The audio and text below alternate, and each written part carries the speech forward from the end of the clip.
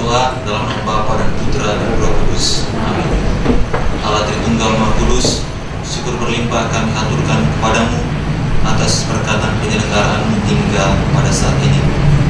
Pada kesempatan ini ya Bapa, kami berkumpul di tempat ini untuk melaksanakan studium generale. Kami mohon berkat-Mu turun atas kami semua, agar apa yang kami pikirkan, apa yang kami katakan, dan apa yang kami perbuat senantiasa sesuai dengan kehendak-Mu, dan juga agar semuanya dapat berjalan sesuai dengan rencana. Kami memuji dan memuliakan nama-Mu hari ini dan sepanjang segala masa. Amin. Dalam Bapa dan Putra dan Roh Kudus. Baik, selamat sore untuk kita semua, dan juga selamat datang, selamat berjumpa untuk mereka yang kali ini baru bergabung. Ada yang sudah bergabung dari 2 minggu lalu. Saya mengundang pembekal hari ini Pater Dr. Alex Jebadu untuk mengambil tempat di mimbar ini. Di bawah tema umum kuliah Studium Generale ini, iman menghargai adat, adat memupuk iman. Kita melihat hubungan antara iman dengan adat. Sore hari ini Pater Dr. Alex Jebadu akan memaparkan satu tema yang cukup menarik untuk kita tentang hakikat ilmu hitam, black magic, dan penanganan pastoralnya. Saya pikir tema ini cukup menarik karena bersentuhan dengan kehidupan kita sehari-hari, kehidupan yang konkret. Pater Dr. Alex Jebadu yang akan membawakan makalah ini adalah dosen teologi di IFTK Little Row. Sudah sekian lama dia gelar terakhir itu S3, dia menamatkan atau mengambil itu pada Universitas Urbaniana, Kepausan Urbaniana di Roma. Selamat sore Pater Alex dan selamat datang. Kami persilakan untuk memaparkan materi yang sudah disiapkan.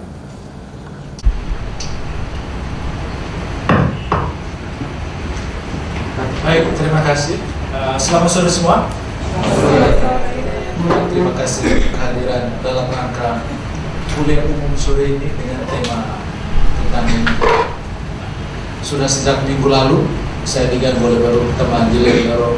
Wah, kuliah berikut bakal ramai. Banyak orang datang dan sudah modal lama. Hari hitam. Lalu saya bilang, saya sangat harap kau boleh seluruh si kehadir. Ya, kau boleh seluruh si kehadir. Tema ini tidak hanya menarik tetapi juga penting. Penting karena ini dari realitas masyarakat. Ya.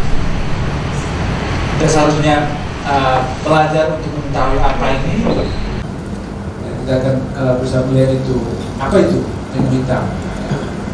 Dan kenapa dia disebut ilmu hitam?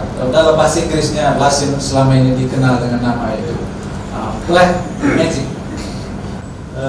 Diganggu atau kita kuat menghadapi kekuatan yang sulit dimengerti ini yang disebut ilmu hitam. Lalu yang berikut itu, kalau kita berbicara tentang ilmu hitam ini, panjang lebar dan berbelit-belit. Nah, dan tidak bisa khususnya kami termasuk saya yang sudah menggeluti tema ini secara khusus, ya tidak bisa dipresentasikan dalam 1-2 jam. Sudah tulis sebuah artikel panjang kurang lebih 20 halaman, karena diharapkan orang membaca itu kalau mau tahu sedikit. Nah, lalu dalam presentasi ini saya akan menyampaikan 1-2 hal pokok penting saja. Nah, ya. Lalu dalam presentasi menggunakan PowerPoint ini ada banyak hal yang ada di dalam paper yang tidak bisa dimasukkan PowerPoint, tapi juga ada beberapa hal dalam PowerPoint yang tidak ada juga dalam paper. Saya sebagai dosen sejak pertengahan tahun 2016.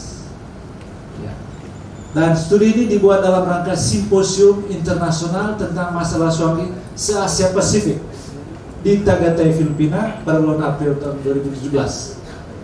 Tujuannya untuk mengambil data tentang kasus-kasus aktual tentang praktik ilmu hitam di Flores.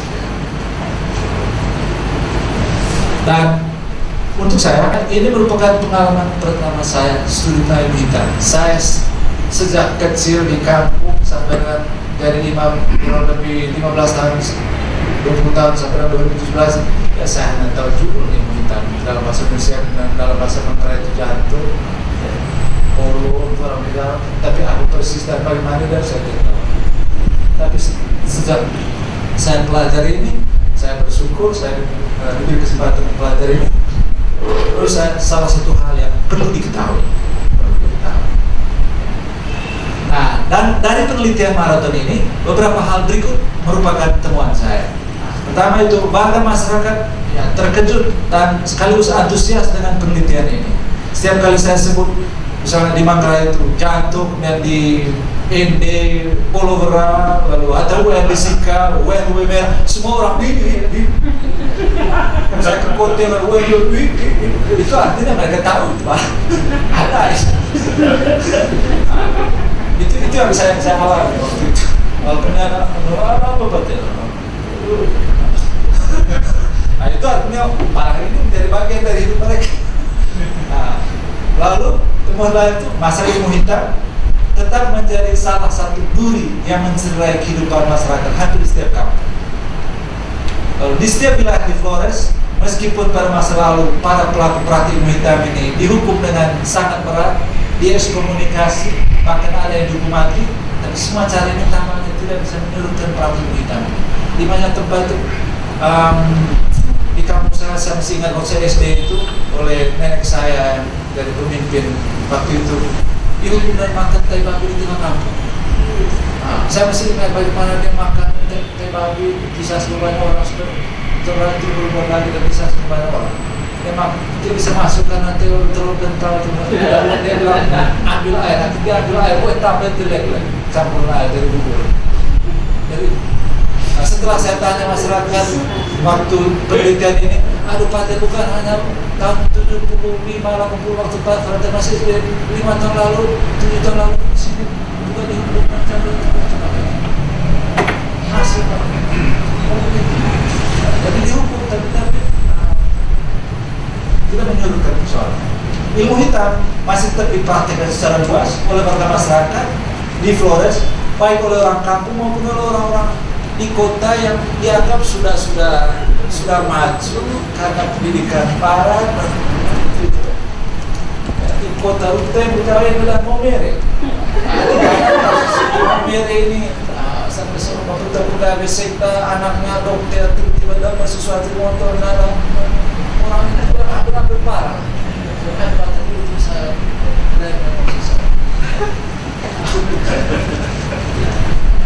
kebetulan saya dampingi satu budaya paranormal di Leloro dalam penelitian budaya ini. Saya membaca para korban dokter. Lalu pelaku-pelakunya ya bisa petani, tapi juga guru, istri camat, ada yang ansip, sama spesifik office, terakhir juga ditemukan barang-barang itu tidak ada diterima. Lalu seorang ceritanya banyak, tapi saya bisa. Pokoknya itu biar dulu dapat barang itu. Makanan di pasar sudah itu. Praktik ilmu hitam menjadi salah satu sumber konflik sosial yang tidak pernah berakhir.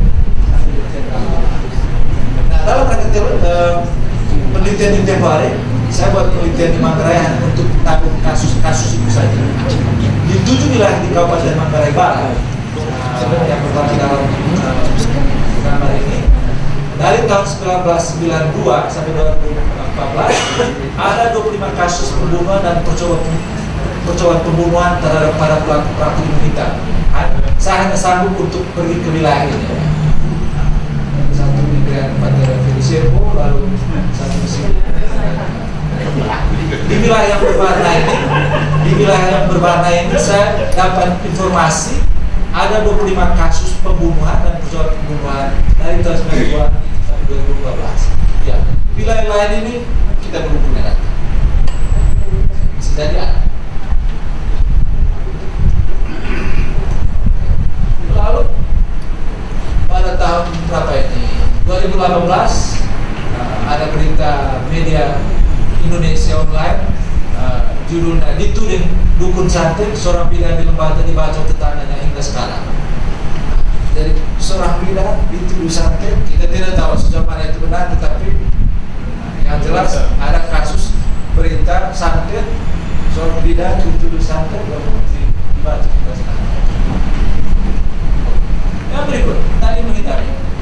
Ilmu hitam ini tidak hanya ada di Sika, tidak hanya di Manggarai, di Jawa, di Flores, di Timor, tapi dipraktekkan secara universal oleh hampir semua suku bangsa di dunia, mulai dari zaman kuno sampai zaman modern sekarang. Bukan suatu realitas baru. Mesir kuno, Yunani kuno, dan masyarakat modern Afrika maupun di Thailand dan seterusnya. Itu praktis pengalaman universal manusia, dan menurut pengetahuan itu termasuk 20%. Dan menurut ilmu kebudayaan sesuatu yang dipraktekkan secara umum dan universal dari masa ke masa dan hilang, itu artinya ada sesuatu yang sudah disangka, ada kebenaran di dalamnya. Itu satu hal yang lalu praktek ilmu hitam disebut di dalam kitab suci Perjanjian Lama dan Perjanjian Baru, walaupun tidak dijelaskan panjang lebar, tapi disebut dalamnya ada. Juga di dalam Al-Quran. Pada abad ke-15 dan ke-18 di Eropa terjadi operasi praktek ilmu hitam secara besar-besaran oleh gereja Katolik dan gereja Protestan bersama pemerintah negara-negara Eropa Barat. Operasi ilmu hitam abad ke-15-18 selama 300 tahun. Lalu ada data pada tahun 1484 Paus Innocentius ketiga malahan karena masalah begitu sampai menerbitkan sebuah bulat semacam surat gembala yang isinya memerintahkan pemberantasan praktik ilmu hitam di seluruh Eropa. Ya. Lalu data lain di itu juga dari tahun 1450 sampai tahun 1750 sekitar 100.000 orang yang dicurigai sebagai pelaku ilmu hitam di Eropa disiksa, dibakar hidup-hidup dan dibunuh setelah melewati sebuah pengadilan yang panjang. Coba kalian bayangkan, karena masalah besar dan serius. Lalu pada waktu itu yang jelas dalam rangka perusahaan ada banyak diskusi dan sebagainya. Yang satu berpendapat pelaku ilmu hitam itu adalah musuh Allah. Musuh Allah, mengapa? Ya karena mereka melawan perintah pertama dari 10 perintah. Perintah pertama dari 10 perintah Allah menyembah kepada Aku saja dan politik menyembah. Jadi orang yang menyembah setan bersama setan berarti bersama dengan musuhnya Tuhan, dan mereka musuhnya. Bahkan ada teolog permasa itu yang berpendapat bahwa orang ateis lebih baik daripada pelaku ilmu hitam. Mereka orang ateis lebih baik daripada pelaku ilmu hitam. Orang ateis itu orang tidak percaya adanya Tuhan, Tuhan tidak ada. Mereka bilang orang yang tidak percaya bahwa Tuhan tidak ada lebih baik daripada pelaku ilmu hitam. Mengapa? Ya karena orang ateis kan tidak melawan Tuhan. Dia sudah tidak percaya bahwa Tuhan ada. Ya kalau Tuhan sudah tidak ada, mau lawan apa lagi? Ya, jadi logika kita bilang, kalau gitu orang ateis lebih baik.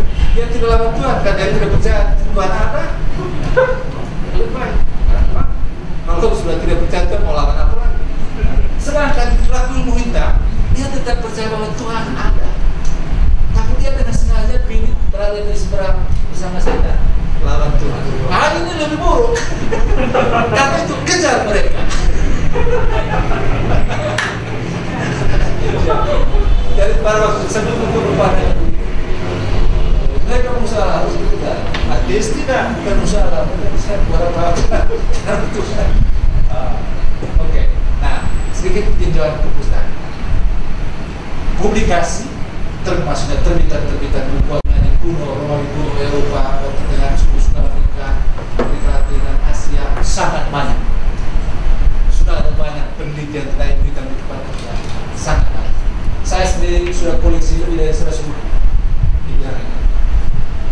Buku yang sudah dicetak itu kurang lebih 5 buku ya. Tapi sekarang dengan internet kita bisa download PDF dalam bahasa Inggris banyak sekali. Jadi di dunia lain terbitan tentang masalah ilmu hitam sangat banyak.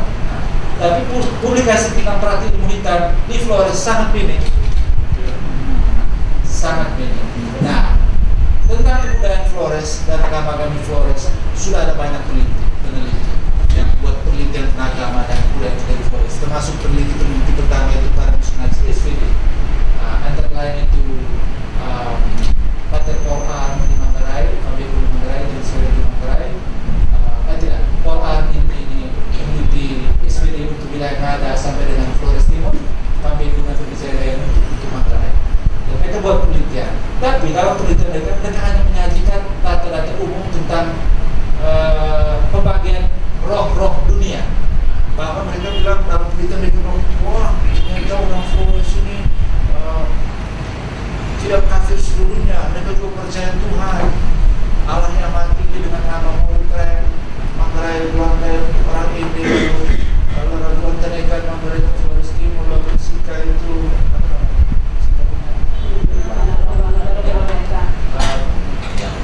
bulan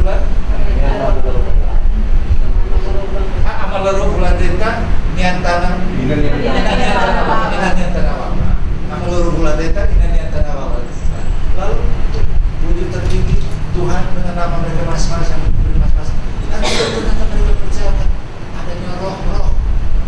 Kalau roh-roh itu juga di bagian sebelah ada yang baik, ada yang jahat dari sononya. Ya. Tidak beda dengan kekristenan Yahudi. Kalau ada Tuhan, lalu ada roh-roh, lalu roh-roh di bagian sebelah, roh baik dan roh jahat. Roh baik itu disebut malaikat, dan ada beberapa saja yang diberi nama, mereka ada Mikael dan Fatan, tapi kita yang lain itu tidak ada nama. Lalu yang lain itu setan dan kepala Meskimo dan Lucifer. Orang Flores juga percaya roh-roh, ada roh baik, roh jahat. Roh baik namanya sekian-sekian dan diyakini bersahabat dan menjaga melindungi manusia, melindungi kebun-kebun dan sebagainya. Sedangkan roh jahat itu selalu cari kesempatan untuk ganggu dan rusak manusia. Dengan namanya ini, Manggarai punya itu Potivolo, lalu Sika punya 2 helang dan macam-macam. Dan mereka buat itu pasukan. Tapi mereka tidak buat penelitian khusus tentang praktik ilmu hitam.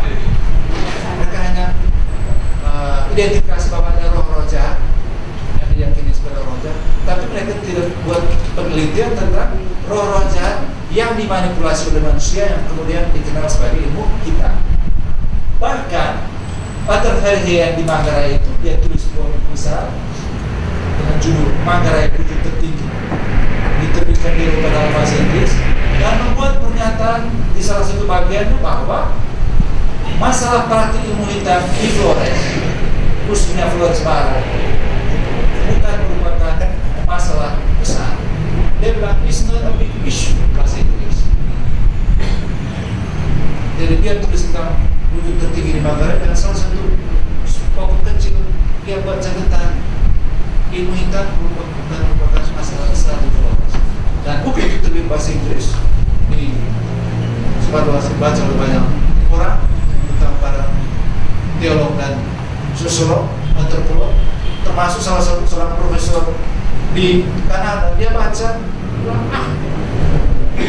buku ini ditulis oleh Verhe dan Flores dalam ilmu hitam bukan merupakan masalah utama di Flores. Maka dia lagi cek dan buat penelitian, benar tidak? Kalau ilmu hitam bukan merupakan masalah di Flores, bahwa ilmu hitam sangat fenomenal dan real di Flores. Ilmu hitam merupakan salah satu sumber konflik sosial di tiap kampung di Flores, di suku Nagari dan suku sekolah di Flores. Dan praktik ilmu hitam di suku Nagari itu sama dengan yang dipraktikkan oleh suku-suku lain di Asia dan Afrika. Hanya beda nama, beda istilah. Dia simpulkan sama saja. Dan tidak benar kalau di Flores sudah dikenal. Lalu saya bongkar bangkai skripsi tesis di Leloro, ada sekitar 20-an skripsi dan tesis STFKW tentang Swangi, dan saya sudah baca beberapa, tapi uraiannya tentang hakikat praktik Swangi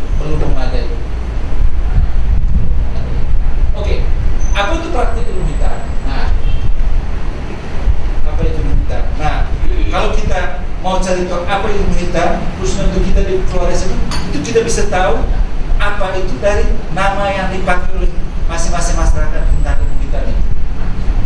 Intinya, ilmu hitam itu sebuah kerjasama antara manusia dengan roh jahat.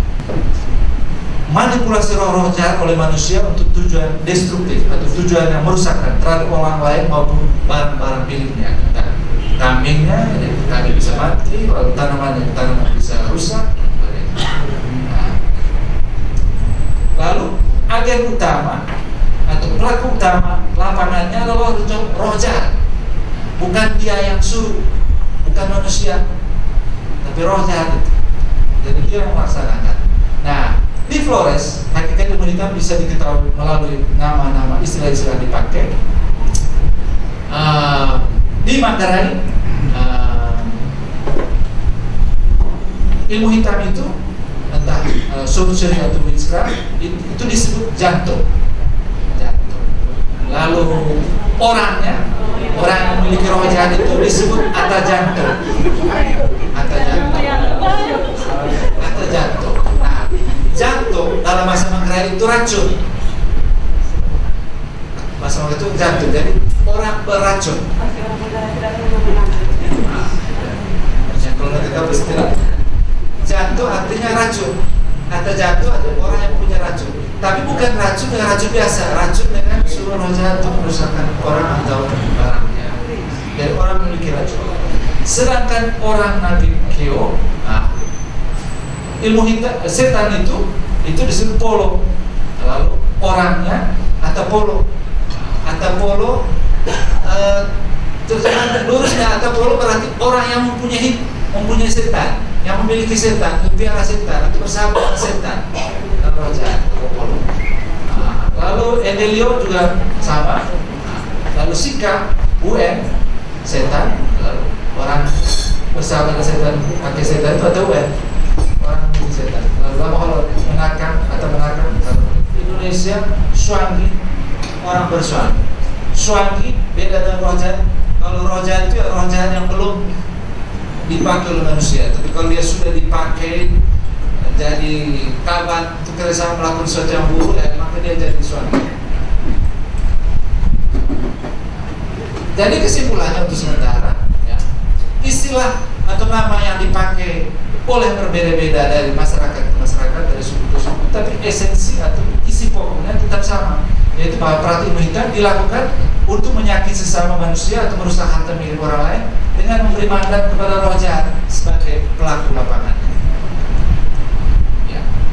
Nah, sedikit sejarah ilmu hitam dalam penelitian para peneliti. Dan seperti saya katakan tadi, ilmu hitam itu merupakan sebuah realitas yang sudah dialami manusia sejak zaman kuno. Bahkan kita sudah lama juga sudah sebut. Nah, soal istilah, sejak zaman kuno dulu hingga tahun 1900, umumnya ilmu hitam, ilmu yang kemudian dikenal dengan ilmu hitam ini hanya dikenal dengan satu nama, magic. Magic itu kalau kita selidiki penggunaan kata di Eropa itu dari kata bahasa Yunani, lalu dari Yunani ambil dari bahasa Persia dan sebagainya. Tapi magic itu arti aslinya ilmu pengetahuan. Tapi para ilmuwan sekarang ini untuk membedakannya dengan ilmu pengetahuan modern, maka mereka menyebutnya sebagai ilmu primitif dulu. Dan dulu umumnya disebut ilmu saja, kita baik atau buruk semua ilmu. Dan karena itu jadi magic itu dipakai dalam arti positif maupun negatif dulu, coba tergantung dari konteks, tapi tidak disebut hitam atau putih. Dan tergantung kapan dan di mana dipakai. Dan di dalam kitab suci Perjanjian Baru, sisa penggunaan kata itu dipakai untuk 3 raja dari timur. Kita bilang orang bijaksana dari timur, orang majus dari timur. Majus itu dari kata magic. Kalau dalam bahasa Inggrisnya itu the magi. yang artinya orang bijaksana, orang berilmu, orang berpendidikan dari timur. Dan bisa dipakai dalam arti positif itu dulu. Tapi kemudian sejak abad ke-19 yang ditandai melalui penelitian seorang antropolog dari Inggris namanya James George Fraser, dia membuat penelitian agama dan budaya di Afrika, lalu kemudian diterbitkan pada tahun 1890. Judul bukunya The Golden Bowl, A Study in Magic and Religion. Singkat kata, dalam studi dia tentang magic ini di Afrika dan kemudian dibuktikan juga di tempat-tempat lain, ternyata sebuah fakta yang dulu umumnya disebut magic saja itu dibagi atas dua. Ada ilmu yang baik, ada ilmu yang buruk. Sehingga kemudian dia membuat klasifikasi ini yang kemudian disebut sorcery dan witchcraft. Lalu sorcery dan witchcraft ini tidak ada padanan dalam bahasa Indonesia, sehingga saya sebut saja sorcery ini adalah ilmu hitam tipe 1, sedangkan witchcraft ilmu hitam tipe 2.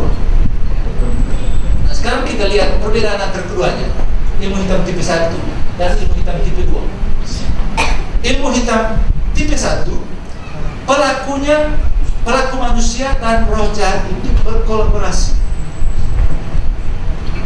Jadi manusia dan roh jahat, polo dan antapolo bekerja sama.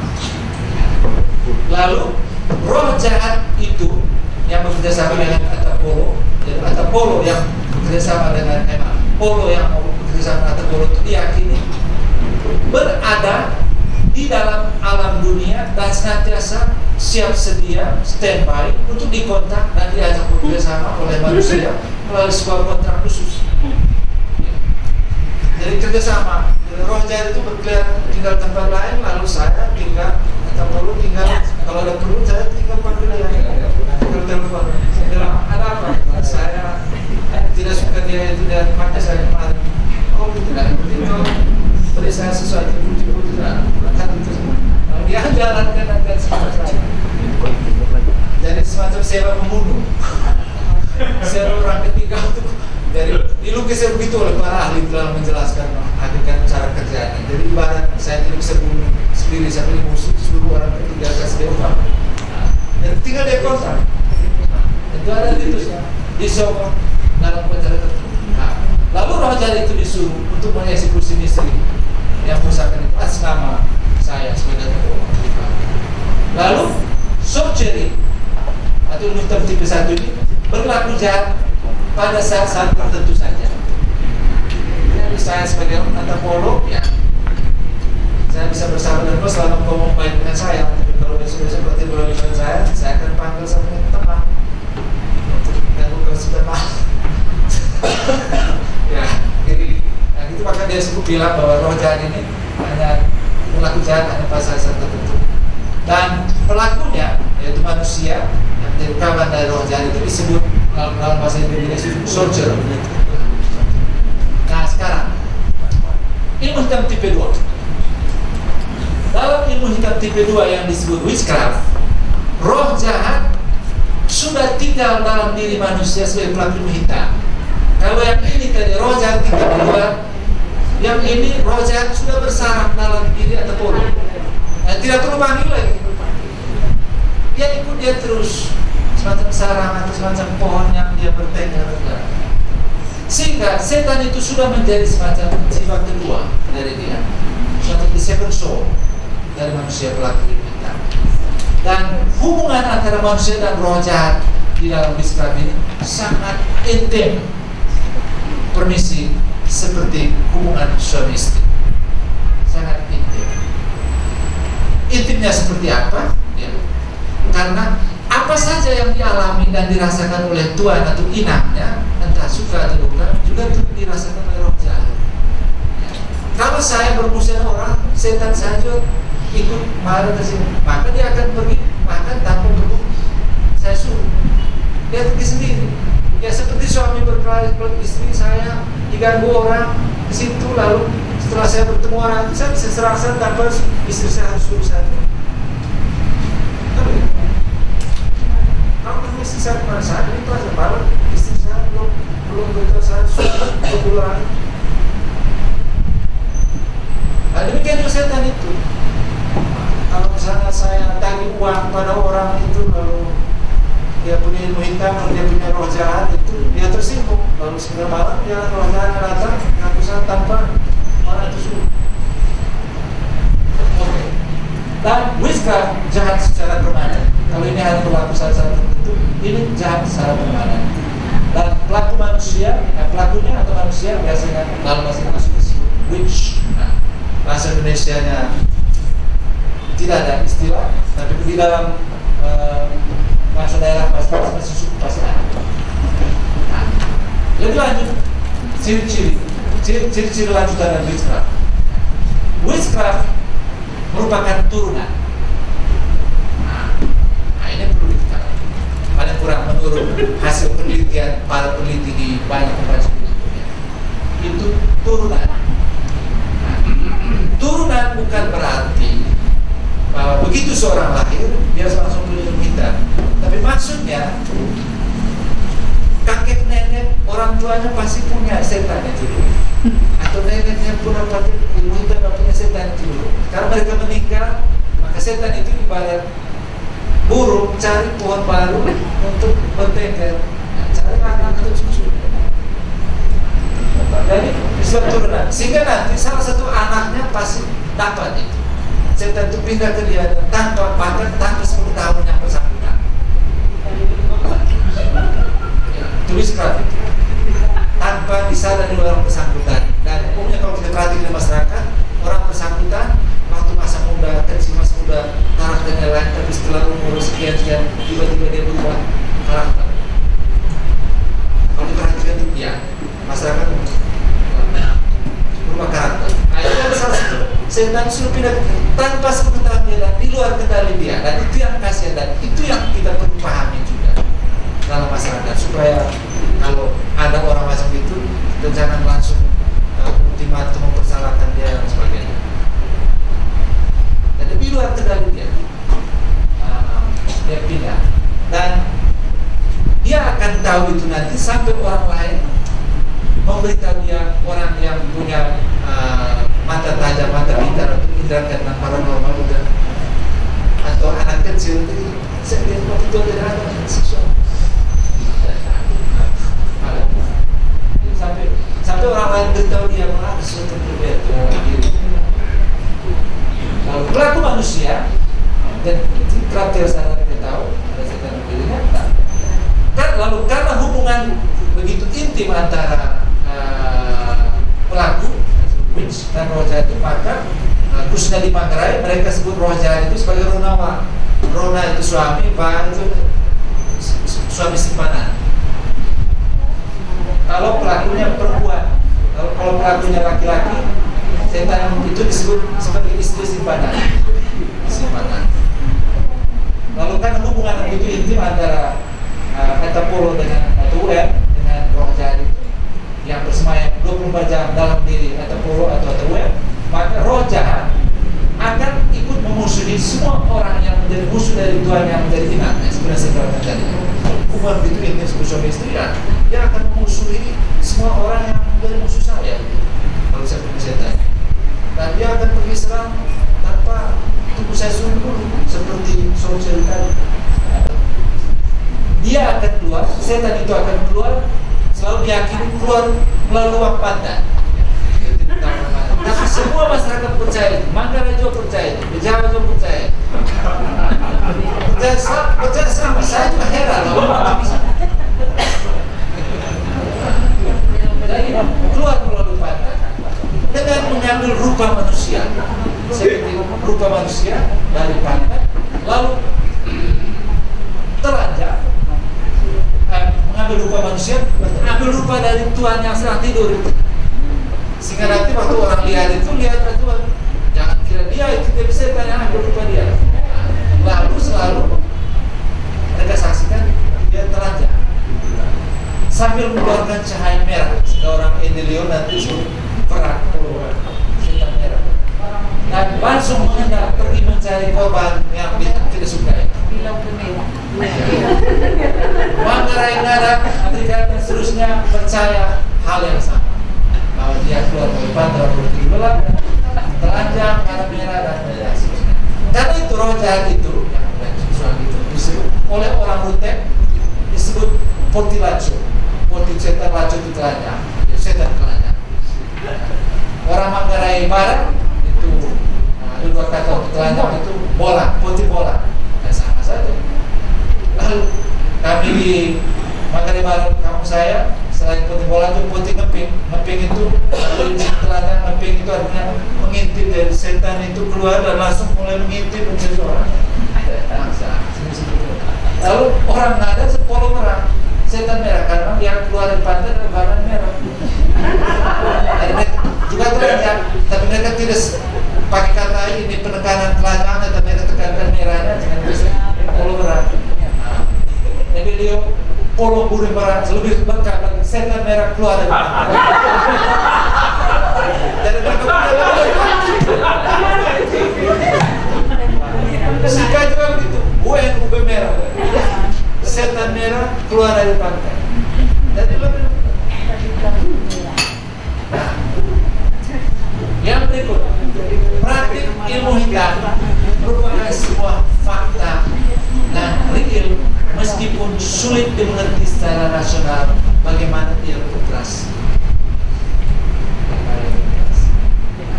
Nah, ilmu hitam ini ya bisa diobservasi, bisa diamati ciri-ciri fisik dan tingkah laku pelaku. Ada banyak itu buku tentang ini. Ya, antara lain ciri-ciri fisik itu mereka mata merah, punya mata merah. Saya tidak tahu apakah sisanya juga, tapi masyarakat bilang mata merah. Dan saya baca hasil penelitian di Afrika itu ya, para peneliti juga sebut salah satu ciri mata merah. Lalu hal lain juga, mereka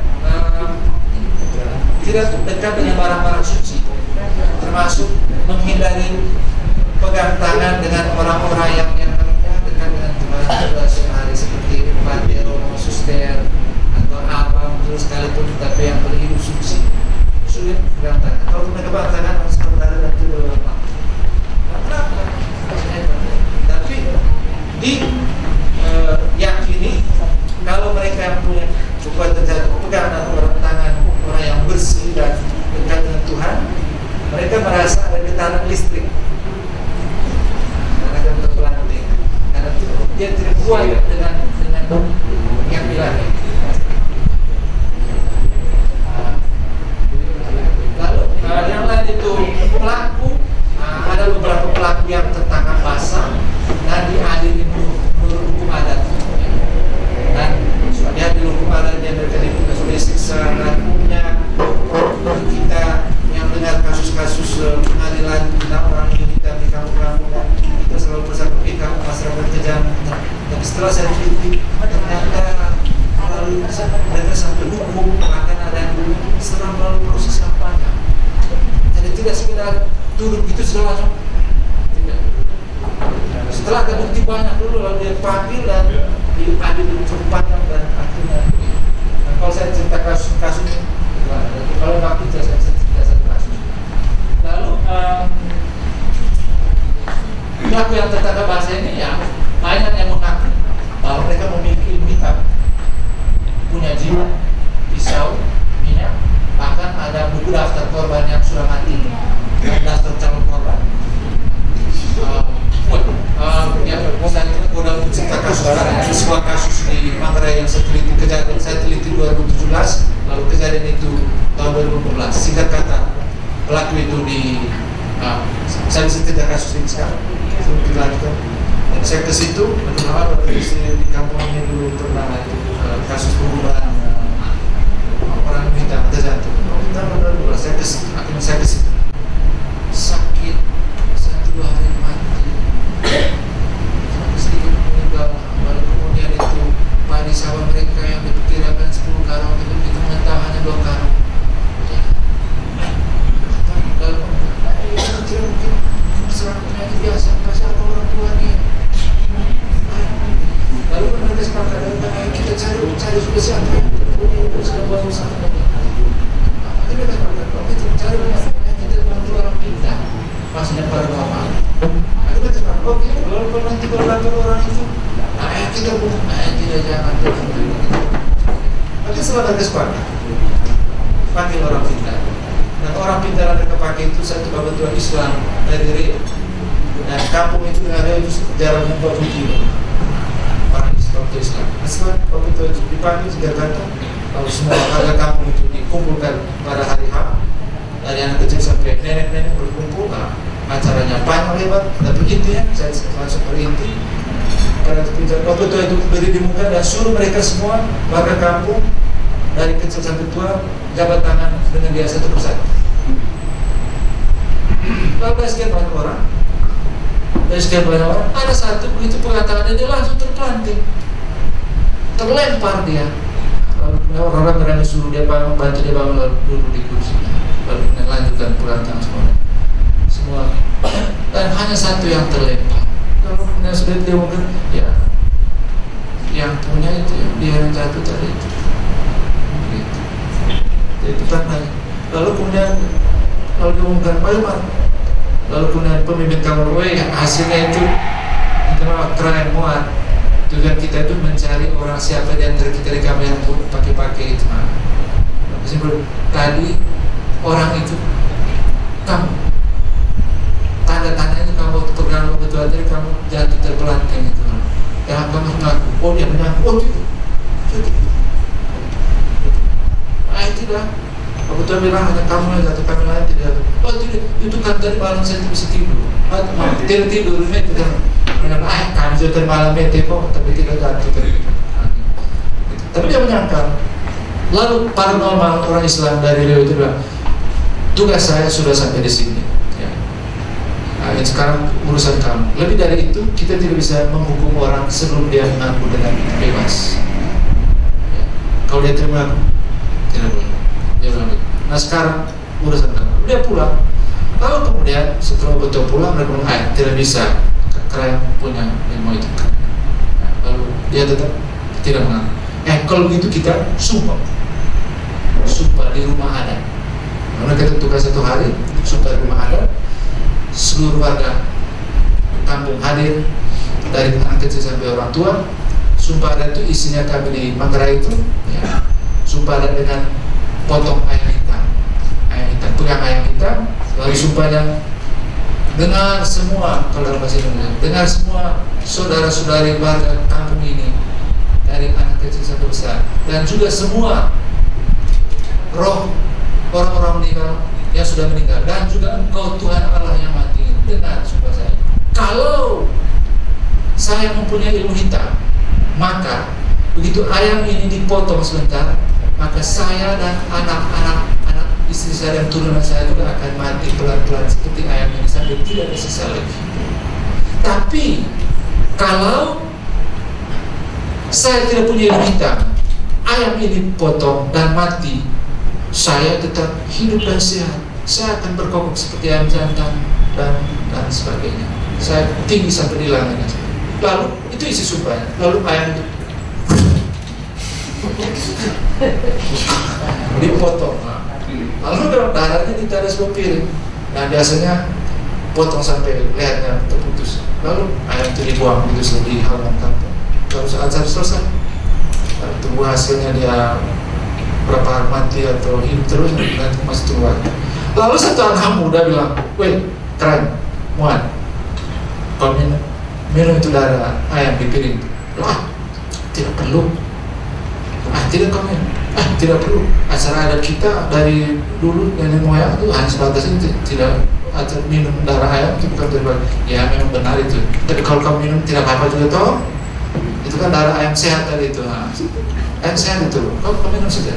Lalu akhirnya dia tetap. Tapi yang lain juga ikut mulai sosok dia. Kau minum saja. Nah, lalu akhirnya dia minum. Begitu dia minum, baru satu teguk turun, dia langsung hilang kesadaran dan dia mulai beritahu semua. Dia mulai beritahu semua apa yang dia buat. Lalu kemudian, kau buat bagaimana? Dia bilang, saya ada pisau. Pisau itu 3 mata, 3 ruas. Ya, lalu kau buat bagaimana? Ya, saya buat kalau orang yang saya tidak suka atau permusuhan saya cari dia petunjuk, saya tusuk situ.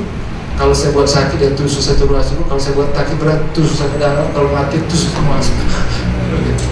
Orang bongkar rumahnya, dapat itu pisau dan ada tepung macam-macam, termasuk buku notes tentang daftar korban itu. Daftar ada 38 korban di kampung itu maupun di kampung tetangga, korban itu. Dan mereka bilang korban-korban itu semuanya ada masalah dengan dia. Dan mulai dari masalah yang sangat sepele soal batas kebun, berebut air, anak berkelahi, itu bisa menjadi alasan. Dan juga tidak peduli keluarga dekat, om dan tante juga tidak peduli. Kerang sendiri juga tidak peduli. Nah, kalau kita tanya mau apa? Ya karena mereka bilang karena dia sudah dikendalikan oleh setan, mereka tidak pertimbangan moral, pertimbangan belas kasih, karena bukan dia lah, karena setan. Nah, begitu waktu itu. Lalu kemudian dari daftar 38 itu ada 2 orang sakit berat. Lalu Badan Masyarakat minta kalau boleh 2 orang masih sakit berat itu harus disebutkan kembali.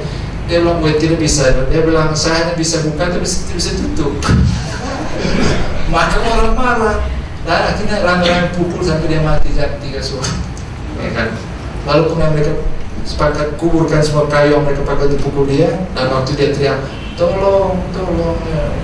Lalu katanya keluarga sendiri bilang, minta maaf, Muhammad.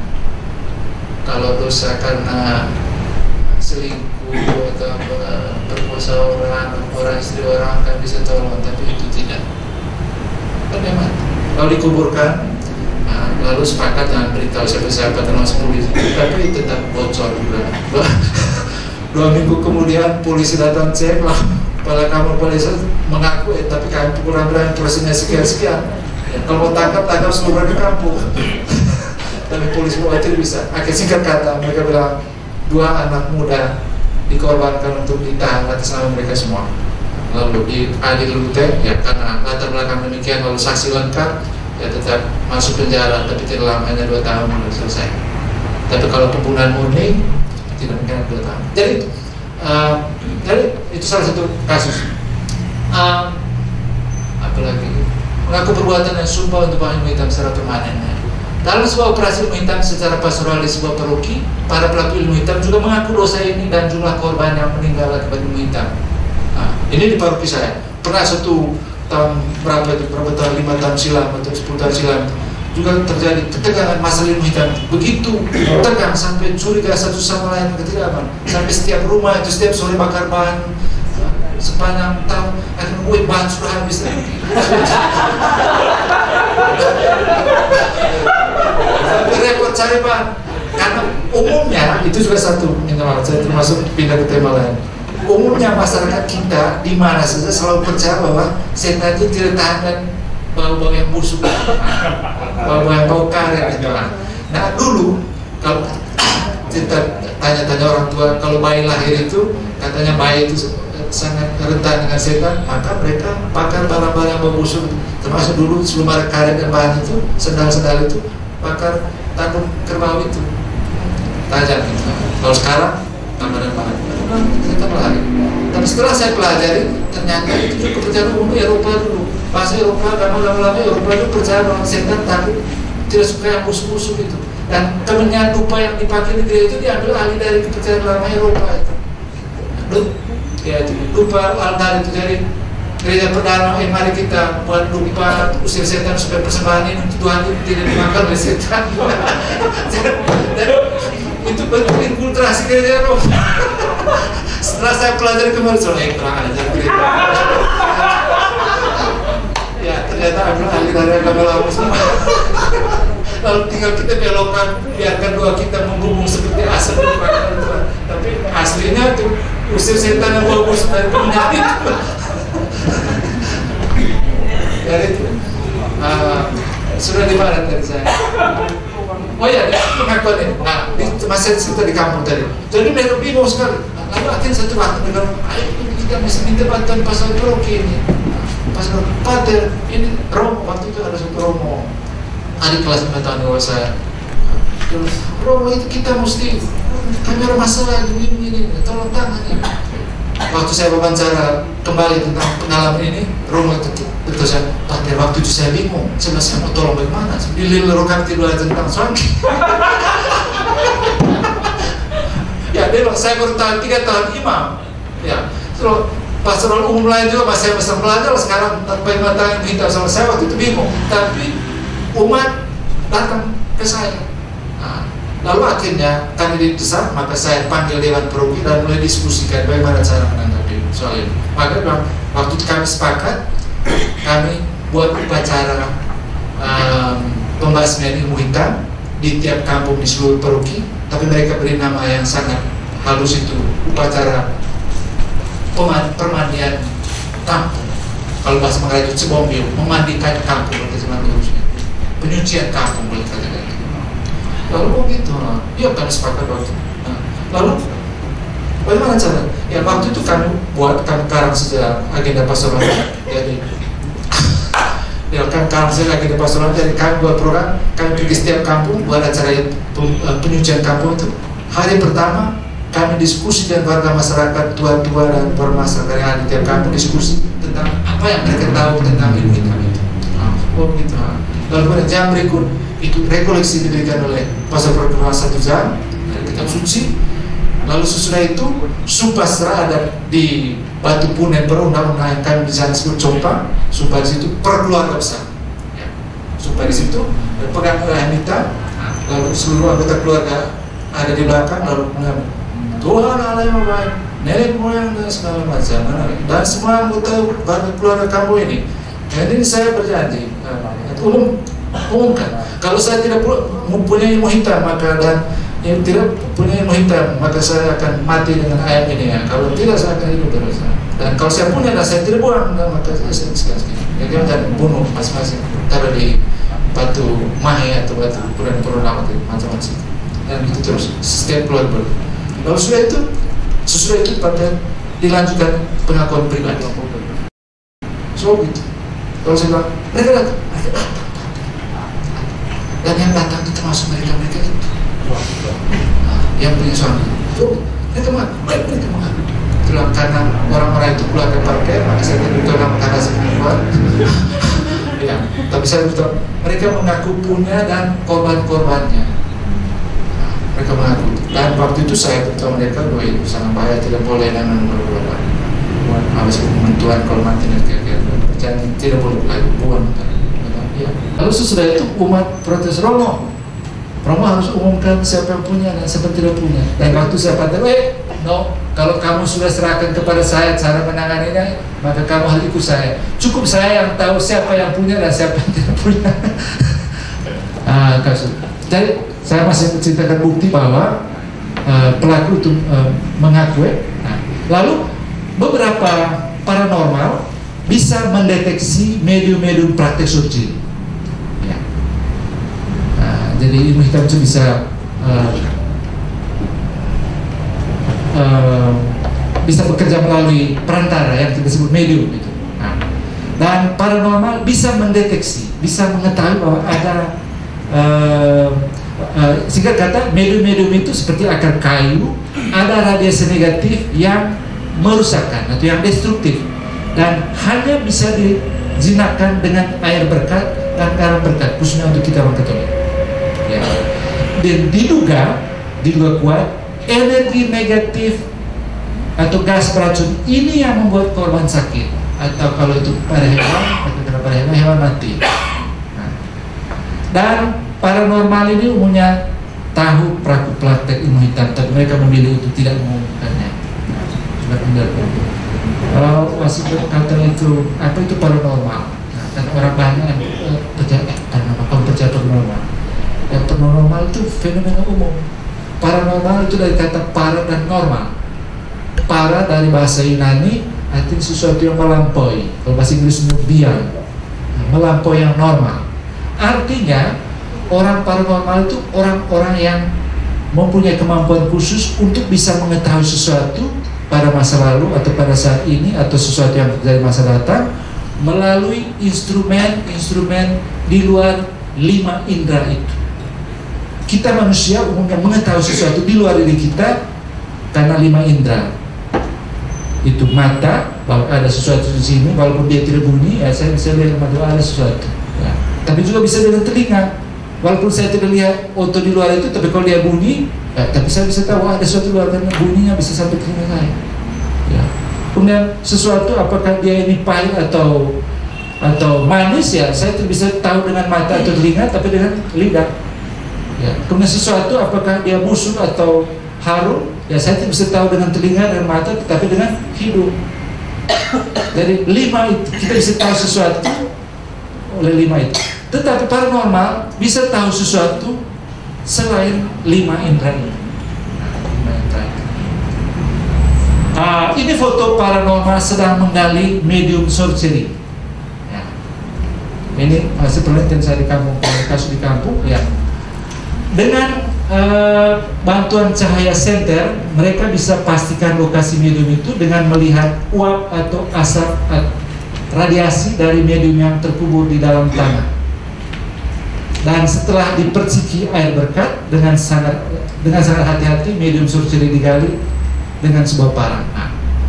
Misalnya begini tentang medium ini, ada macam-macam mereka buat. Ada taruh di dalam pintu, ada taruh di sini. Kalau siapa yang taruh itu sulit ketahui bahwa itu adalah manusia. Khususnya lain itu bisa dikuburkan di bawah tanah, di bawah jubin. Tidak tahu siapa yang kuburkan. Bahkan dikuburkan di tempat yang kita lalu-lalang setiap hari. Kalau di kampung saya itu ada beberapa paranormal. Jadi berjalan begini. Jadi orang sakit di rumah, lalu pergi ke dokter berobat, tapi tetap sudah sembuh, obatnya tetap semua. Lalu mereka bilang, akhirnya kami panggil Bapak Pujan, Bapak Rio, namanya abang Katolik di kampung saya itu, yang punya indera keenam itu, panggil dia, coba panggil Dr. Rio, sudah kita ada sesuatu sini. Dan dia biasanya datang siang hari, dia deteksi itu apakah ada atau tidak. Dan umumnya mereka deteksi dengan tangan siang hari. Mereka rasakan radiasi dengan telapak tangan mereka. Dan dia bisa langsung tahu bahwa ada di sini, bahwa ada di situ. Lalu selalu digali sore hari jam 7 malam. Dan mereka dapat kain bungkusan bungkusan akar kayu, sembilu, di dalamnya ini ada kain merah, kain putih. Digali sore hari sekitar jam 7. Nah, beberapa tokoh masyarakat waktu saya buat penelitian, mereka tipu itu, mereka pasti yang kubur kain itu dengan daunnya. Mereka tipu kita itu paranormal gitu. Oh gitu. Ya, kalau memang betul itu dari setan, mengapa tidak gali siang hari? Mengapa harus selalu malam? Pasti mereka taruh lebih dulu, kemudian suruh kita, ini dia. Lalu suruh gitu. Lalu saya tanya mereka itu paranormal, selang pater, kami gali sore hari dan bukan gali siang, itu ada alasannya. Waktu siang hari itu kami hanya bisa rasakan dengan telapak tangan bahwa ada radiasi, guys. Saya bisa tahu sih. Tapi sulit untuk melokalisir di mana persis, kecuali gali besar-besaran. Tapi malam hari jam 7 dengan bantuan senter yang terpenting tahu lokasi segala garis besar, dengan bantuan senter di kegelapan, senter di tempat itu, mereka akan lihat uap dari bawah. Sehingga langsung tahu, di situ gali situ. Sehingga tidak perlu gali besar-besaran, gali situ. Dan dalam kedalaman 10-15 cm dapat. Dapat itu. Medium sorcery dibungkus kain putih, lalu ini kain merah. Bentuk barang ini dibungkus sangat rapi sepertinya oleh manusia. Tapi dari segi bagaimana medium ini dikuburkan di tempat-tempat seperti ini, rasanya pelakunya itu bukan manusia. Karena orang lalu-lalang setiap hari di situ, bahkan ada beberapa jubit, bahkan ada yang ditemukan di bawah batu, bukan batu yang disimpan oleh manusia dalam rangka menyusun batu, tapi batu mati yang sudah dari dulu kala. Dan paranormal di bawah batu ini, dan harus digali pakai linggis dan dapat. Dan di dalamnya ada kain, lalu ada logam tahun 2000, itu baru ini. Tapi siapa yang taruh dalam? Sulit, rasanya manusia maksudnya. Jadi lalu seorang warga membuka bungkusan medium sorcery yang sudah digali dan selalu disiram dengan garam lebih dulu, garam berkat, karena garam berkat itu menawarkan gas beracun itu. Nah, ini termasuk itu ada abu-abu dan sembilu. Sembilu itu umumnya dibuat tajam muka belakang, ujung dan ujung itu dibuat tajam dan seperti sudah dikena api sedikit. Dan persis seperti di warung manusia, tapi bagaimana itu sampai ada di situ, itu sulit dibayangkan bahwa manusia yang melakukan.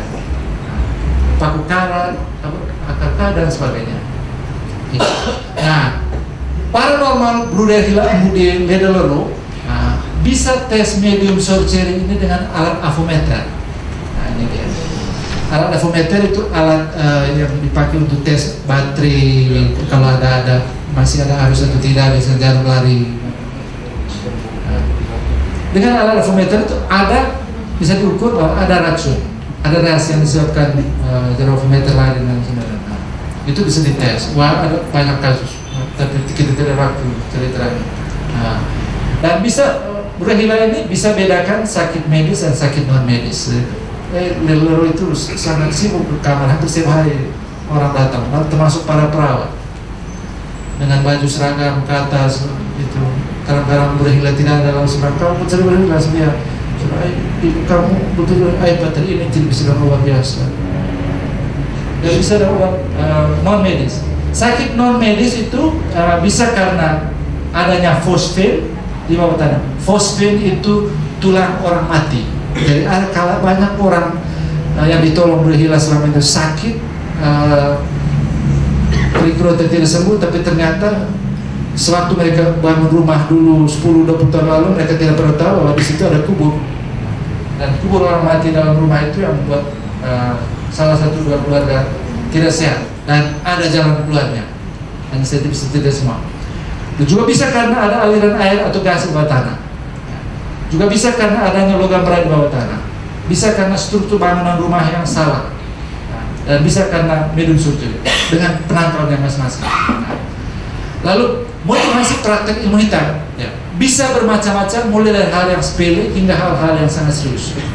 Pelaku praktek ilmu hitam umumnya menurut kesaksian masyarakat dan juga dari peneliti-peneliti lain itu tidak memiliki rasa belas kasihan dan pertimbangan moral. Mengapa? Kita duga itu karena seluruh tindakannya dikontrol oleh roh jahat itu. Karena itu bisa mereka santet om sendiri, tante sendiri, kerang sendiri, menantu sendiri. Jadi tidak mau tahu. Yang paling banyak itu karena alasan iri hati dan kecemburuan sosial. Nah, umumnya mereka tidak ingin orang lain sukses dan berhasil dalam hidup karena seluruh pikirannya sudah dikendalikan oleh roh jahat. Dan ya ini juga sebenarnya sesuai dengan kepercayaan gereja Katolik itu. Setan itu cemburu dan tidak ingin kita baik, maunya jahat lawan Tuhan seperti dia. Nah, bisa karena motif ekonomi, ya. Karena motif ekonomi itu antara itu kalau mereka mau pinjam sesuatu maka harus dilayar. Dan mereka juga ada orang ilmu hitam juga mau supaya orang-orang di sekitar tetangganya tahu bahwa dia punya ilmu. Nah itu menjadi senjata. Kalau dia pinjam sesuatu ya harus beri. Kalau tidak beri, kau nanti lapor. Ya. Tapi kalau tidak bisa tuduh saya karena kalau tidak tahu bagaimana cara saya lakukan. Nah, gitu. Kalau pinjaman sudah diberi, maka umumnya orang sulit untuk tagih kembali karena tagih utang bisa menjadi alasan untuk nanti disantet. Sehingga dengan demikian Paku Ilmu Hitam sering kali menjadikan status mereka untuk menindas dan memeras masyarakat sekitar. Yang berikut itu yang penting sekarang, pintu-pintu masuk untuk menjadi korban suami. Umumnya tidak semua orang dengan gampang kena santet, kena ilmu hitam itu setiap kampung percaya yang sama itu. Hanya orang-orang tertentu saja. Kalau di Manggarai itu mereka bilang biasanya orang yang darahnya manis, katanya setan itu butuh darah manis. Tapi sebenarnya mereka darah manis itu orang yang tidak sehat secara fisik dan mental. Nah, jadi orang yang mempunyai luka batin atau masalah hidup yang tidak pernah selesai, nah itu pintu masuk. Atau orang yang secara kejiwaan terlalu sensitif dan penakut. Nah, dan itu kalau kamu teliti di kampung-kampung itu misalnya seorang bapak keluarga bermasalah dengan tetangganya tentang batas kebun, lalu orang itu hantam dia, santet dia yang minta. Tapi karena bapak keluarga itu sangat sehat, jiwa dan raga tegar, maka dia tidak kena mental. Lalu setan itu mulai cari siapa yang agak lemah dari anggota keluarga rumah itu, maka kena anaknya yang sakit-sakit. Nah, tinggal lanjutkan. Ya. Prinsip yang sama dengan hal-hal lain juga sebenarnya, itu ya COVID, ya, virus ini. Ya, kalau kita ketahanan tubuh kuat, ya biar virus anda kita tidak langsung mampu. Tapi kalau ada penyakit lain, ya, dia tinggal tambah, lanjutkan saja. Nah, begitu juga setan itu. Nah, atau orang yang kehidupan rohaninya tidak betul, tidak berdoa, lupa Tuhan, lupa nenek moyang. Nah, ada banyak buku tentang ini, termasuk seorang Pater Gabriel Amorth, itu seorang dosen liturgi di Anselmo Roma, dan juga seorang Ersosis. Ersosis itu adalah seorang pastor khusus yang diangkat oleh gereja, oleh paus, oleh uskup untuk mengusir setan yang merasuki orang, yang membantu orang kerasukan roh jahat. Dan di Roma ada seorang Ersosis terkenal namanya Gabriel Amorth. Selama kurang lebih 30 tahun dia bekerja melayani anak-anak yang kerasukan setan di Roma dan Italia seluruhnya, dan juga di beberapa negara Eropa. Dan setelah menjalankan tugas itu, dia kemudian tulis beberapa buku, termasuk satu buku ada di tas saya, dan ceritakan pengalamannya panjang lebar tentang itu.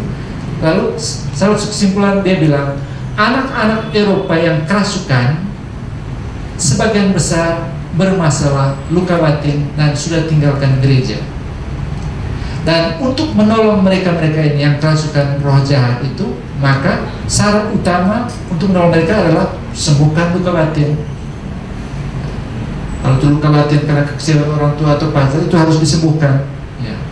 Lalu kembali lagi ke gereja, mengaku dosa, baru hidup, dan terima lagi sakramen Maha Kudus. Tanpa itu dia tidak bisa sembuh. Jadi setan itu kurang lebih seperti predator, hewan, binatang buas yang tangkap binatang lain seperti harimau, singa itu. Jadi seperti predator, roh jahat itu dari Atapolo itu selalu cari calon korban yang paling lunak, yang paling rentan dan gampang dimangsa. Kalau kamu nonton National Geographic TV tentang dunia binatang itu, kamu lihat bagaimana harimau atau singa terkam kerbau-kerbau liar. Mereka lihat umumnya sebelum mereka serang itu, lihat kerbau liar ada 200-100 kerbau liar, lalu mereka selidiki. Dan dari sekian banyak, kalau mereka lihat ada satu yang pincang, maka itu yang akan dikerjakan habis-habisan nanti. Sedangkan yang lain mereka tidak peduli. Jadi setan juga begitu, cari orang yang ada sudah bermasalah. Jadi itu menjadi pintu. Nah, ini bahan lain dalam perbandingan. Kalau diobservasi, fenomena kesurupan, kerasukan, dan juga karismatik gereja Katolik maupun Protestan juga hampir sama. Kesurupan itu artinya itu fenomena roh orang mati bisa masuk dalam diri seseorang. Itu ada itu. Sulit dipercaya, ada itu. Sedangkan kerasukan adalah roh jahat bisa masuk dalam diri orang, lalu dia dengan disiksa dan dia berontak dan sakit. Nah, itu. Dan kesurupan, roh orang meninggal masuk dalam diri seorang itu tidak sembarang waktu. Hanya kalau orang itu sedang berada dalam tekanan yang berat dan kerinduan yang mendalam terhadap orang tuanya, nenek atau kekasihnya, baru dia akan masuk. Kalau tidak, dalam keadaan Allah tidak akan masuk. Demikian juga roh jahat. Roh jahat tidak akan masuk kalau kita sehat secara fisik, rohani, dan jasmani. Ya, tapi kalau kita sedang down betul, bahaya. Itu akan tidak masuk. Nah, saya bilang memang ini sebelum buktikan, tapi saya sangat curiga karismatik juga begitu, entah kata rumah Protestan. Karena kita di Indonesia ada satu ibu karismatik yang sangat terkenal Katolik, itu Ibu Esther Kando, dan saya cukup dekat dengan dia dan ikut doa karismatik pada waktu penumpangan tangan semua tuh bau, tapi saya mereka dorong saya tidak jatuh. Lalu dia bilang, Romo tidak ada iman, Romo sebelah tidak iman apa? Saya iman. Tapi setelah saya pelajari, saya sangat yakin yang tumbang-tumbang itu ada persoalan semua, ada luka batin, bukan karena Roh Kudus masuk. Ya, saya sangat curiga. Sudah ada waktu diskusi apa? Hampir habis. Karena itu mekanisme pertahanan diri untuk tutup pintu bagi surga itu sendiri kebalikan dari itu. Ya, yang orang harus jaga diri supaya sehat secara rohani dan jasmani. Ya, hindari dan sembuhkan luka batin. Kalau luka batin, hindari stres. Ya, kalau ada soal selesaikan. Nah, kita ada ibu psikolog di sini. Ya, nah, hindari itu. Kemudian harus berani dan tegar dalam hidup. Ya, jangan terlalu sensitif. Ya, ibarat anjing itu kalau kita terlalu sopan dia kejar. Kalau kita ketawa aja dulu. Misalkan begitu. Lalu kita mempersenjatai diri dengan bersekutu dengan yang ilahi dan para pegawainya, maksudnya para malaikat dan orang kudus itu. Nah, ini para kudus itu pegawainya Tuhan. Nah, lalu ada banyak kesaksian itu. Roh jahat takut Tuhan Yesus. Malaikat takut malaikat Mikael. Takut roh jahat. Saya cerita satu. Saya minta untuk superintendent. Roh jahat itu kesaksian Romo Ferrer. Romo Ferrer juga itu ada kemampuan itu. Saya pernah jadi dia cerita banyak juga. Dan satu Romo di Romo di Manggarai termasuk nama Romo Alga.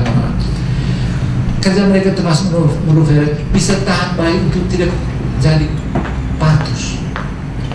Nah, kalau kita ke rumah sakit bahaya. Bisa tahan itu. Nah, Romo Ferrer banyak bantu ibu-ibu di kampung-kampung mengalami kesulitan bayi dari keluar itu. Termasuk satu di Canjar, satu Romo bahasa pembicara waktu itu. Pak, ada seorang ibu bayi sudah keluar kepala sudah keluar tapi tidak bisa keluar terus. Ibu menangis, merintih dan sebagainya. Lalu para perawat bidan panik, mau rujuk bawa ke ambulans teruteng atau keluar, tapi harus kasih masuk lagi, tapi kan tidak bisa. Kasih masuk lagi tidak bisa, mau keluar sudah tidak bisa. Lalu mereka panik, lalu akhirnya bilang, kita panggil Romalo, kasih perlu. Lalu akhirnya telepon, Romalo datang. Dia cerita, Romalo saya wawancara. Pak, waktu itu saya baru di halaman parkir, ibu yang sedang kesulitan parkir sudah teriak, halo, saya tidak takut kau.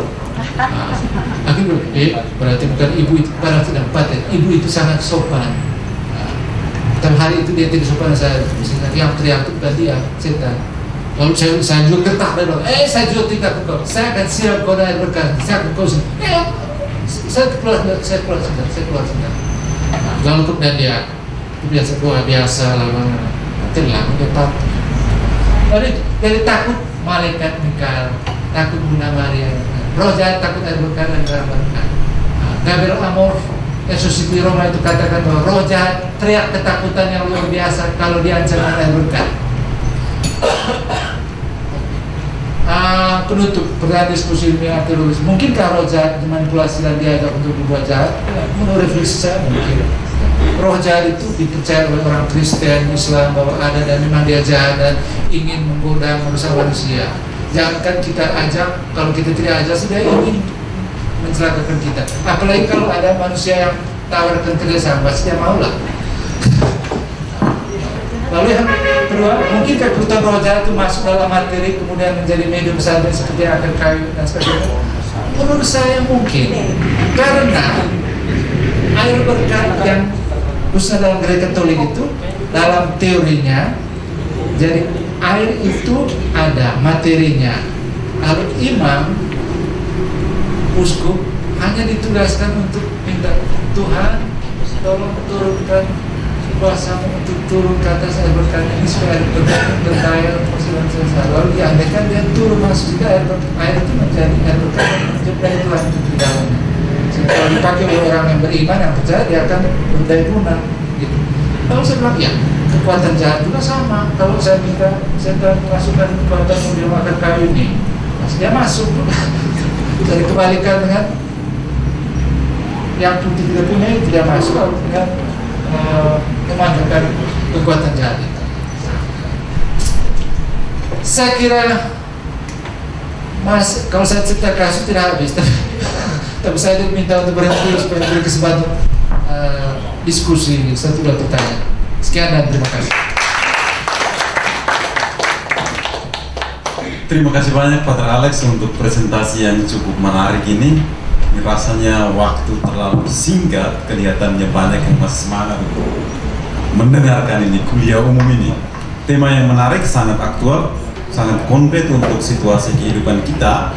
Karena keterbatasan waktu, maka kita gunakan, saya hanya beri kesempatan untuk kita langsung pada sesi tanya jawab. Saya hanya beri kesempatan untuk 2 orang penanya, dan saya mengutamakan juga kesetaraan gender, seorang laki-laki, 2 orang pas yang sudah angkat tangan, yang saudari di belakang, kemudian dengan saudara yang di belakang. Pertama, tolong mic kasih.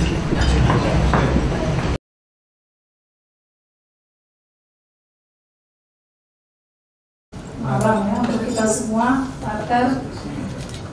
Ini menarik sekali untuk kami kaum muda tentang materi ini. Saya tertarik dengan pertama dari penjelasan partner tentang pemberantasan ilmu hitam. Sangat bagus di luar negeri dilakukan pemberantasan itu.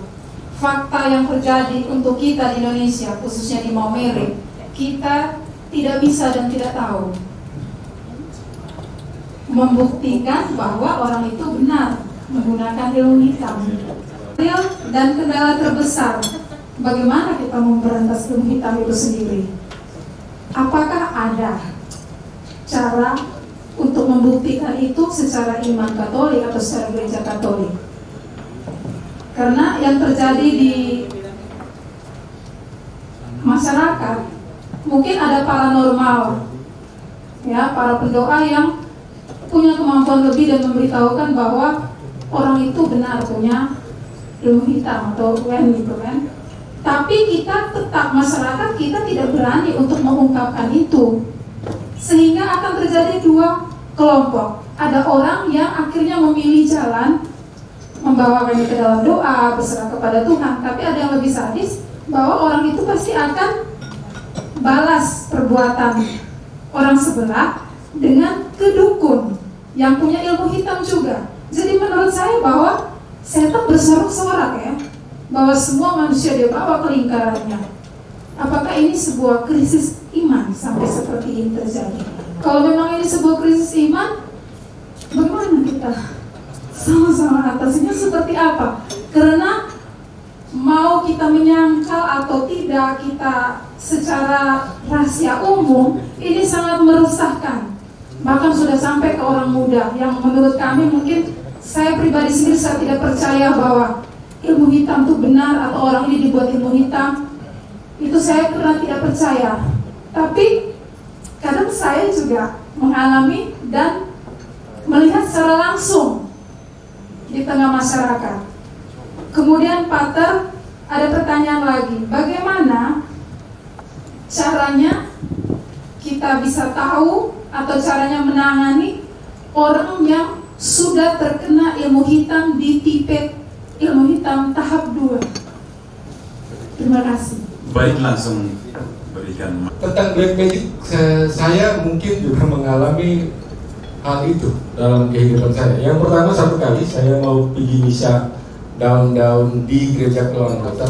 Waktu itu saya di jalan ketemu orang lagi pikul orang tua yang lain. Saya kasih jalan ke mereka malah saya, lu yang kasih, kami yang cari jalan, lu jalan terus kayak gitu. Karena saya lawan, seperti saya mau naik ke tangga gereja di Kelauan Kota, tangga ketiga, barangkali saya langsung kesakitan luar biasa, tetapi saya paksa diri gereja sampai selesai. Dan hari itu mestinya kami harus main volley dan batal karena saya kesakitan. Malamnya baru saya cerita ke orang yang pintar, paranormal mungkin, baru dia bilang, lu kena. Terus saya kisah, dia bilang iya, karena kamu melawan itu. Terus satu kali di satu tempat namanya Pire, saya lihat ada orang berkumpul dan lagi sesuatu yang mereka lagi semacam berkumpul dan ada satu di tengah jam 3. Nah, saya tunggu mau lewat, pasti saya injak mereka. pas ada satu yang berdiri, saya lewat, ada celana saya lewat, pas sampai di rumah tidak lama, 15 menitan kemudian ada suara teriakan dari tetangga, ada orang meninggal. Jadi mungkin waktu saya lewat itu orang sementara final untuk menentukan itu. Nah, terus saya sendiri satu hari Minggu tanggal 1 Agustus tahun 2010 itu jatuh di rumah. Rumah saya kebetulan di samping barat rumah sakit umum di Pansareda punya ke atas. Nah, saya ada pasang lampu yang tidak begitu tinggi, tetapi ketika jatuh itu langsung kesakitan luar biasa dan sampai hari ini tangan saya bengkok. Sampai saya ke almarhum Dokter Aliando bilang tidak bisa. Saya rasa lucu sekali karena seorang Dokter Aliando dengan dokter satu lagi yang ahli anestesi waktu itu dia bilang tidak bisa. Saya tanya ada apa? Beliau bilang nanti kau alami itu, dan betul setelah itu saya coba obat-obat ke beberapa dukun dan semua terpental dan tidak berani obat saya sampai hari ini. Nah, diantar di Menara Candi terus dipaksa turun oleh seorang setan. Artinya bahwa yang kita sembah saja dicoba seperti itu apalagi kita. Nah, masuk ke dalam, saya ingin berkata begini, bahwa begitu banyak kematian di gereja-gereja. Artinya umat paroki itu ada keterlibatan yang seperti ini. Maka tadi itu adalah sangat miris kalau sampai dengan di sini dianggap hal kecil. Padahal itu sebenarnya hal besar sekali. Karena banyak kematian, akhirnya banyak sekali orang baku musuh tidak kelihatan di kampung-kampung hanya karena itu. Ketika si A meninggal, bawa ke rumah sakit tidak ada penyakit, bawa pulang ke rumah meninggal dan sudah mulai pikir, ini jangan-jangan omnya, ini jangan-jangan si ini jangan-jangan kemarin waktu ketemu di jalan, dan itu terlalu banyak. Hanya umat kita biasanya tidak berani untuk itu. Karena tunggu ada satu orang yang berani berdiri, maka bisa jadi yang kejadian yang Pater ceritakan tadi bisa jadi juga terjadi. Nah, supaya mengantisipasi hal ini, jangan sampai seperti bom waktu, maka gereja harus mengambil keputusan keuskupan pastinya. Entah dia membekali semakin banyak pastor agar memahami hal ini sehingga mengantisipasi lebih dini untuk terjadi hal-hal yang tidak kita harapkan. Saya pikir itu saja, kalau terlalu banyak saya minta maaf. Terima kasih banyak. Ya, tapi kalau mau selidiki pastor dekati satu persatu rumah, kau punya minta sekarang kau berdoa susah. Bagaimana kau tahu? Siapa bilang Romo? Kau tetangga sebelah minta maaf dan bisa jadi berkelahi juga. Nah, jadi agak sulit ibu, agak sulit ibu. Saya pikir itu apa yang disaring oleh Pak penanya kedua tadi, Pak tadi juga kurang lebih sama dengan disampaikan oleh ibu itu soal keprihatinan bagaimana gereja mengatasi persoalan ini. Jadi persoalan ini sangat nyata walaupun sulit dimengerti dan diminta supaya gereja harus ambil tindakan. Jangan sampai ada bom waktu, tapi mengandaikan gereja siap, gereja bisa lakukan hanya kalau bisa mendalami ini secara khusus, paling kurang tahu hal-hal dasar seperti yang saya presentasikan itu. Kalau tidak juga susah. Jadi kita tidak bisa kejar musuh sebelum kita tahu musuhnya di mana dan bagaimana. Begitu juga karya pastoral kita. Kita tidak bisa bantu mengatasinya secara pastoral kalau kita tidak mengerti persoalan. Gitu. Saya kira begitu saja yang saya bisa tanggapi. Soal kesulitan untuk membuktikan apakah seseorang yang punya ilmu hitam atau tidak, itu sangat sulit. Kecuali mereka yang punya kemampuan khusus paranormal itu. Tetapi masyarakat umum, pemerintah, negara juga tidak terlalu gampang untuk serta-merta mengakui bahwa apa yang mereka klaim itu benar atau tidak, dan tidak bisa jadi dasar-dasar untuk mengambil keputusan hukum begitu. Sehingga sangat sulit. Sehingga sampai sekarang pemerintah negara sulit menanganinya, menangani hal ini untuk ditangani secara hukum, karena soal bukti kapan kau lihat, bagaimana dia buat dan segala macam, sulit memenuhi tuntutan hukum. Oh ya, tipe 2 ya, langsung tipe 2. Bagaimana caranya untuk membantu mereka yang punya ilmu hitam tipe 2 itu. Nah, sekali lagi, yang untuk menentukan apakah seseorang mempunyai ilmu hitam termasuk tipe 2 itu, ya tidak sembarang orang kecuali paranormal itu. Dan mereka itu bisa dibantu kalau ada orang-orang khususnya untuk mendekati mereka, untuk beritahu, misalnya saya sebagai peneliti atau uskup, katanya kamu punya ini, menurut orang ini gini dan perlu diberitahu dan kalau bisa dibuat, karena menurut teori itu dia punya tanpa sekehendak dia, karena itu turunan seperti saya jelaskan tadi itu, dan kalau bisa buat upacara pemutusan hubungan dengan roh jahat itu. Dan itu sekarang saya ingat bagian lain dari pertanyaan ibu tadi, bagaimana ini masalah berat secara pastoral, bagaimana gereja bisa ini. Tapi persoalannya ya, gereja dalam hal ini agen pastoral, khususnya gereja Katolik, pastor, romo, uskup, masuk ke perusahaan pendeta, ya mereka juga tidak dikaruniai kemampuan untuk mengetahui sesuatu secara melalui indera keenam seperti paranormal. Jika mereka juga kesulitan, mereka semua andalkan Tuhan itu untuk tapi mengandaikan dia, tapi ya dengan menduga-duga aja. Tidak bisa dibuat dengan pasti bahwa sekarang orang ini punya ilmu hitam, lalu saya sekarang panggil Tuhan untuk usir dia, usir setan, untuk setan yang ada dalam diri dia. Ya. Tapi kalau mau selidiki pastor, dekati satu persatu, kau punya ilmu hitam, sekarang kau bertemu, susah. Bagaimana kau tahu? Siapa bilang romo? Kau tetangga sebelah, minta maaf dan bisa jadi berkelahi juga. Jadi agak sulit ibu, agak sulit ibu. Saya pikir itu apa yang disaring oleh Pak penanya kedua tadi, Pak tadi juga kurang lebih sama dengan disampaikan oleh ibu itu soal keprihatinan bagaimana gereja mengatasi persoalan ini. Jadi persoalan ini sangat nyata walaupun sulit dimengerti, dan diminta supaya gereja harus ambil tindakan, jangan sampai ada bom waktu, tapi mengandaikan gereja siap.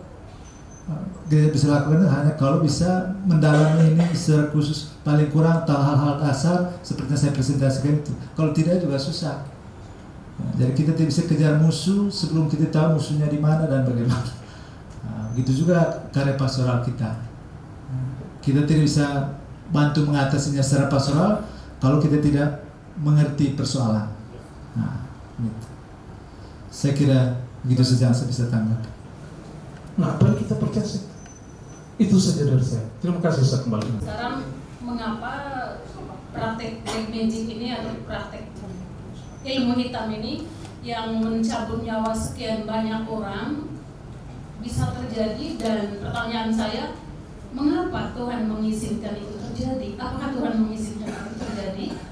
Dan kira-kira itu bagaimana mengatasinya? Dan saya setuju dengan usulan Pak tadi yang di sana, kalau boleh gereja lokal memperkaya paling kurang tokoh-tokoh gereja untuk karena kita berhadapan dengan umat setiap hari, juga dengan orang dalam komunitas atau keluarga sendiri yang juga terkena ilmu-ilmu hitam juga. Dan ini bukan lagi masalah sepele, tapi sudah memasyarakat dan perlu diatasi. Saya kira perlu diperkaya lebih banyak. Baik. Terima kasih. Terima kasih, Suster. Kita bahas black magic. Mungkin sama budaya kita, saya orang Batak dengan Flores sama. Karena mungkin di awal itu kita belum mengenal agama ya. Jadi dari keluarga saya pun ada percaya black magic. Tapi saya tergolong orang yang barisan paling depan menentang gitu. Saya tidak percaya. Harus kita dudukkan dulu, banyak orang berpikir kuntilanak, begu ganjang. Kalau di Batak namanya begu ganjang, gitu ya. Saya nggak percaya kuntilanak, begu ganjang dan segala-segalanya. Tapi saya percaya dengan roh jahat. Oke. Karena orang berpikir kan orang mati akan menjadi roh jahat. Kita harus dudukkan dulu roh jahat di sini ada muncul karena kalau kita lihat dari sejarah, di mana Lucifer itu sebagian ketika dia dijatuhkan ke bumi paling bawah, dia membawa sepertiganya malaikat Tuhan. Artinya Lucifer membawa sepertiga antek-anteknya. Itu yang disebut dengan iblis gitu. Sampai di Momere, sampai di Flores, saya percaya ada Suwangi setengahnya. Tapi saya percaya keberadaannya, tapi saya tidak percaya kuasanya bisa menguasai hidup saya. Itu saya alami ketika saya masuk ke suatu desa. Tidak perlu saya sebutkan, sebut aja itu desa Melati. Ada kejadian-kejadian aneh. Ya, mulai dari tiba-tiba tempat tidur ambruk, gak ada apanya. Saya berpikir apa mungkin saya kelebihan berat badan, tapi bukan, gitu ya. Tapi saya tidak percaya. Dan sampai detik ini banyak hal yang saya lakukan. Saya pernah melakukan juga membantu orang yang kerasukan. Karena saya background pendidikan saya psikologi, saya mulai untuk mengcombine antara psikologi dengan religi. Gitu. Saya ada beberapa sepakat dengan pernyataan Pater. Ada tipe orang yang cepat kena Suwangi karena ada hal-hal yang lain. Kita mulai dari dasar sebenarnya. Manusia itu terdiri dari fisik, jiwa, dan roh. Oke, fisik ini sementara. Di Alkitab jelas dikatakan 70, lewat daripada itu bonus. Gitu ya. Nah, roh akan kembali ke Tuhan, fisik akan kembali ke asalnya, yaitu tanah. Artinya ketika kita sudah meninggal, berarti roh dan jiwa kita akan kembali ke Tuhan. Oke. Roh itu sudah pasti berasal dari Tuhan. Jiwa itu berasal dari pikiran kita. Oke. Roh itu berbicara soal hati nurani. Sementara jiwa itu berasal dari pikiran. Oke. Pikiran itu kita dapat dari apa yang kita lihat, dari apa yang kita dengar. Tadi Pater sampaikan sensorik, gitu ya. Jadi kalau lingkungan kita adalah lingkungan Suwangi, maka itulah yang kita percayai. Gitu ya. Di Alkitab jelas dikatakan, apa yang kau percaya itu yang akan terjadi. Itu jelas dikatakan di Alkitab. Jadi semakin kita percaya kuasa Suwangi, maka itu yang menguasai hidup kita. Gitu. Tadi disinggung soal luka batin. Gitu. Ketika kita luka batin, maka iblis cepat menyerang. Dengan cara apa? Pikiran. Ini itu berbicara soal pikiran. Yang mau Tuhan konsen begini, ketika roh kita lemah, maka jiwa kita juga akan lemah. Tadi Pater katakan orang yang cepat terkena Suwangi dan segala macam itulah ketika roh dan jiwanya terganggu. Nah, persoalannya begini, ini tidak ada persoalannya gereja.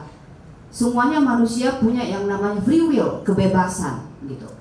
Sekarang persoalannya, apakah kita di sini sebagai umat Tuhan ke gereja punya motif yang benar-benar hati kita tertuju kepada Tuhan, pikiran kita tertuju kepada Tuhan, atau kita lebih percaya kuasa Suwangi?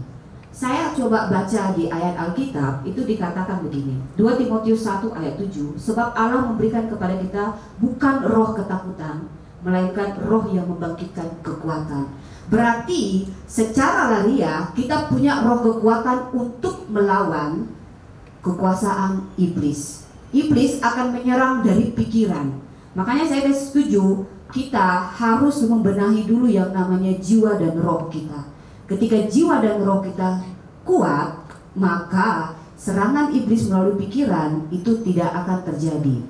Satu lagi, tadi fenomena bunuh diri. Fenomena bunuh diri itu semuanya bersumber dari pikiran. Kalau jiwa kita rusak, roh kita lemah, maka dampaknya ke fisik. Ketika seseorang melakukan bunuh diri, itu akan mempengaruhi dengan susunan sistem sarafnya. Seperti itu. Jadi saya sih berpikir, ayo kita bangun. Ini bukan hanya pekerjaan atau tanggung jawab pemuka agama, tapi setiap kita masing-masing kita punya tanggung jawab untuk membenahi jiwa dan roh kita. Gitu.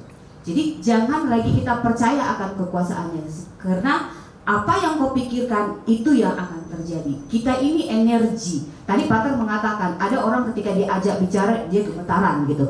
Karena kita energi. Kalau energi saya positif misalnya, energi Pater negatif, pasti Pater tidak akan suka dengan saya. Karena sudah pasti negatif ingin ketemu dengan negatif. Seperti itu. Jadi saya tipikal orang yang sebenarnya punya karunia, saya punya insting yang kuat gitu. Bukan karena saya background psikologi, tapi saya punya insting yang kuat ketika saya mengenal seseorang. Bukan saya instingnya ini ada suami atau tidak, tapi saya lebih mengarah ini orang punya luka batin atau tidak. Begitu saja dari saya. Terima kasih. Pater Alex minta komentar singkat untuk ketiga penanya tadi. Saya kira Pak Siflan, saya kira tidak berkomentar, saya pengalaman. Saya mulai dari Ibu Debbie. Kita ucapkan terima kasih untuk Ibu Debbie. Ya, prinsipnya kurang lebih sama. Jadi intinya kita tidak perlu takut.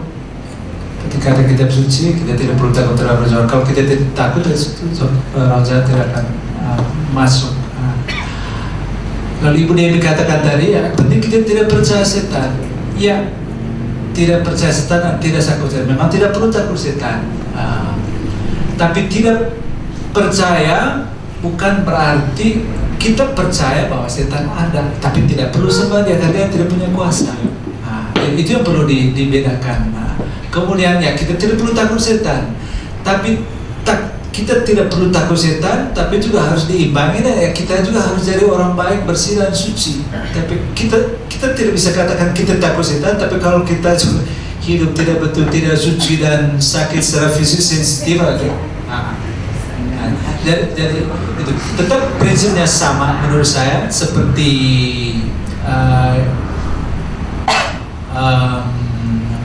proposisi dari para peneliti sebelumnya terhadap fenomena ini dan juga pengalaman orang di masyarakat di kampung.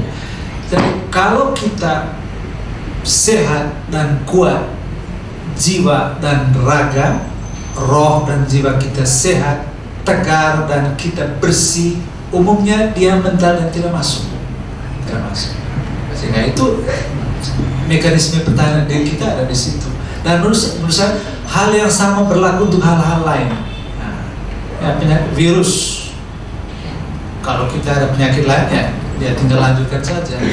Kemudian fenomena hipnotis itu biasanya mereka tes dari jauh. Kalau dia tes dari jauh, orang itu ada kecenderungan untuk kemudian baru dia masuk. Tapi kalau orang itu tidak bereaksi, ya tidak akan masuk. Jadi itu. Yang terakhir suster punya, ya betul suster. Hanya Tuhan yang mempunyai kuasa atas jiwa manusia. Menurut penjelasan para teolog tentang setan itu tidak punya kuasa untuk membunuh, kecuali hanya untuk teror-teror dan tipu. Dan itu sebabnya di dalam gereja, karena di gereja setan itu digelar sebagai penipu, pembohong, nelayan atau penggoda. Penggoda itu juga tipu, artinya dia tunjukkan hal-hal yang baik tapi menyembunyikan hal yang busuk untuk tangkap orang itu. Seperti kail, kita tangkap ikan, bungkus kail dengan umpan lalu makan. Umpan ternyata di sebelah kanan masuk. Setan juga begitu. Jadi dia hanya mengumpan dengan tipu lalu diharapkan manusia terjebak lalu jatuh. Dan kalau dia tidak bisa tipu dengan cara baik, menyembunyikan yang buruk, dia teror dengan tunjukkan wajah buruknya. Lalu diharapkan akhirnya kita gugup dan kita bisa mati karena gugup itu.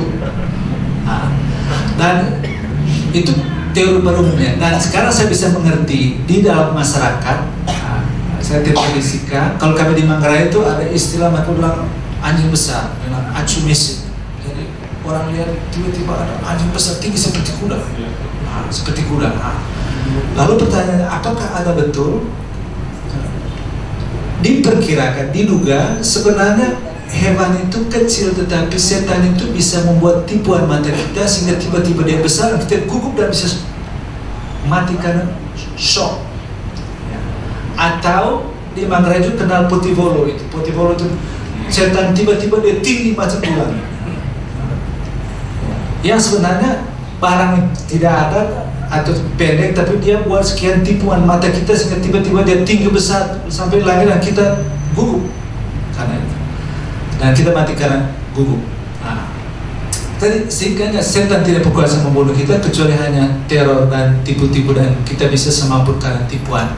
Nah, lalu kemudian pertanyaan sisi lain dari pertanyaan saudara, di manakah Tuhan ketika orang sedang dirasuki setan dan sebagainya? Mengapa Tuhan tidak tolong? Ya. Berdasarkan penjelasan pengalaman Pater Gabriel Amorth, seorang eksorsis di Roma itu, pengalaman menolong anak-anak Eropa kerasukan roh jahat, itu salah satu pertanyaan. Nah, dan di khususnya dalam gereja Katolik itu ada dua eksorsis, eksorsis minor dan eksorsis mayor. Eksorsisme minor, eksorsisme mayor.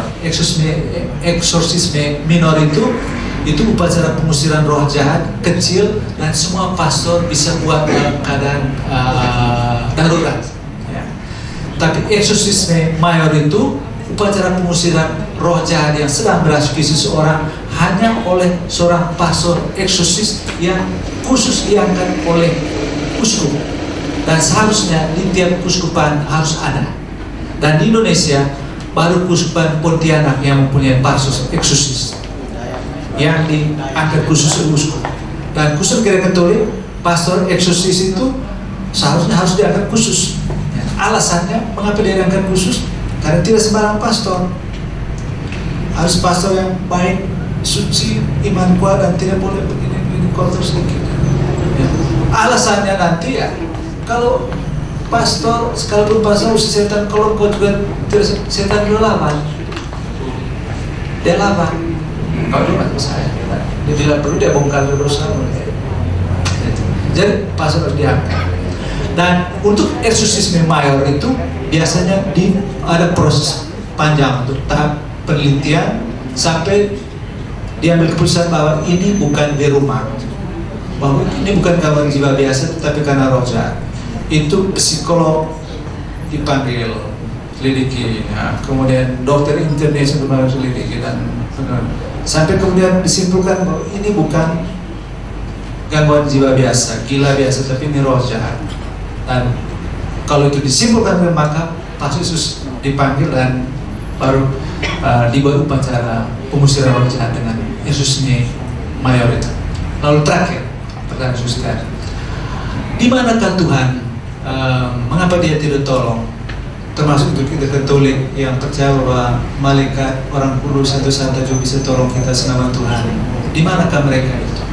Pater Gabriel Amorth katakan bahwa orang yang kerasukan setan itu punya luka batin, termasuk sudah menjauhkan diri dari Tuhan dan para pegawainya. Kalau kau jauh diri dari bupati, dengan staf-stafnya bahwa itu jauhkan diri. Ibarat sudah keluar dari kelompok, dari sebuah organisasi, atau keluar dari keluarga. Nah, kalau engkau sudah tidak ke gereja, tidak bersahabat dengan Tuhan dan para malaikatnya, maka setan leluasa berkuasa pada waktu engkau dikuasai oleh setan. Tuhan tidak salah. Kalau engkau sudah terputus hubungan dengan kami, sudah tidak ke gereja, sudah dengan Tuhan dan sebagainya, maka itu dibiarkan.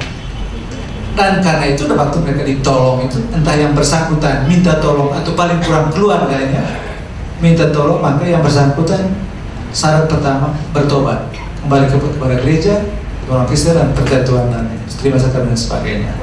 Nah, itu ibarat seorang anak muda di sebuah kampung.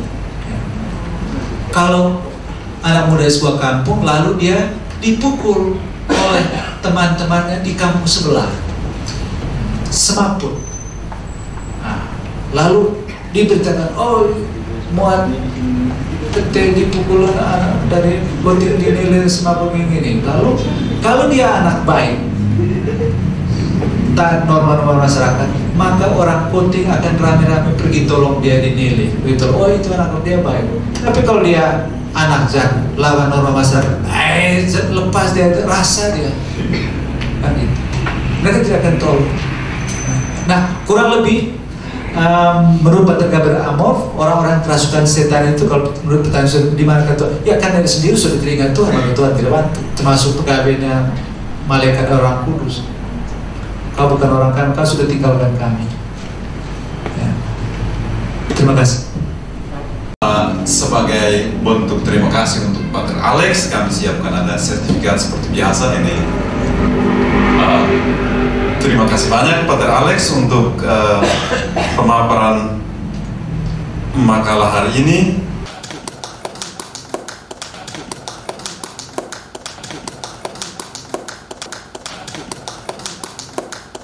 Satu pengumuman,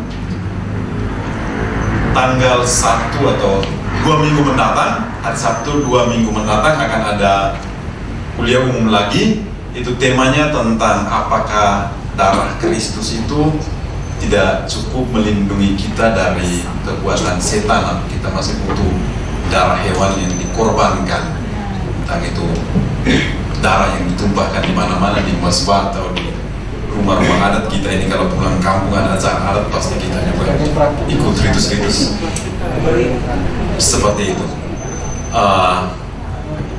Silakan teruskan informasi ini ke teman-teman yang punya minat, dan kita berjumpa lagi hari Sabtu 2 minggu mendatang. Dalam nama Bapa dan Putra dan Roh Kudus. Syukur berlimpah kepadamu ya Allah Tritunggal Maha Kudus, untuk semua penyelenggaraanmu dan berkatmu yang boleh kami terima sepanjang kuliah umum ini. Semoga apa yang kami bicarakan dapat kami terapkan, dan juga kami semakin berkembang di dalam iman, harap, dan kasih. Kami memuji dan memuliakan nama-Mu kini dan sepanjang masa. Dalam nama Bapa dan Putra dan Roh Kudus. Amin.